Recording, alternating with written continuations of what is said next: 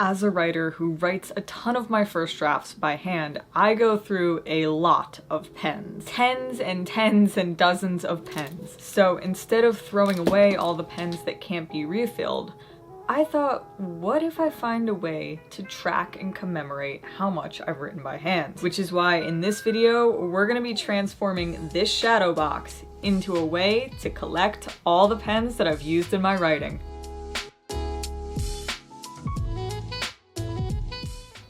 All right, here we go. The desk is cleared off for arts and crafts, and we are going to open up our shadow box. Disclaimer, I have never worked with one of these before, so not sure how it's gonna turn out. There we go. I should not touch the glass that much. Oh, I'm gonna have to clean that. Okay. All right, so there should be a way. Here we go. It's gonna lift up the notches on the back of the box.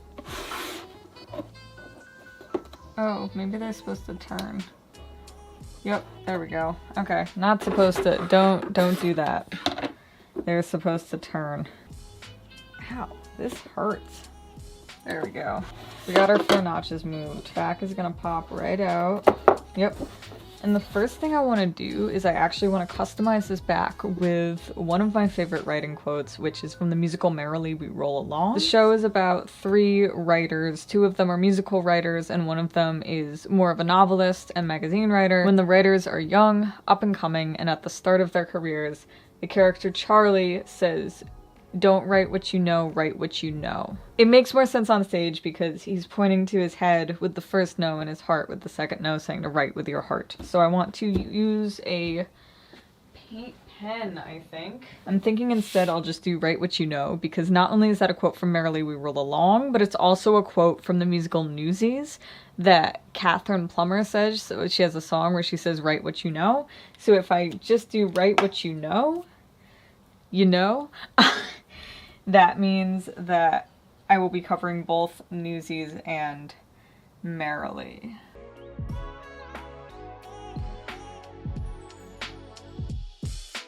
I think I like that.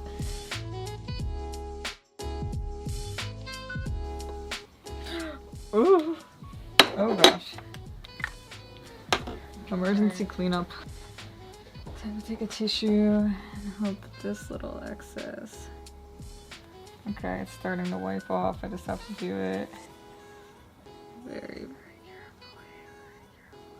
And oh, now it's all over my hand.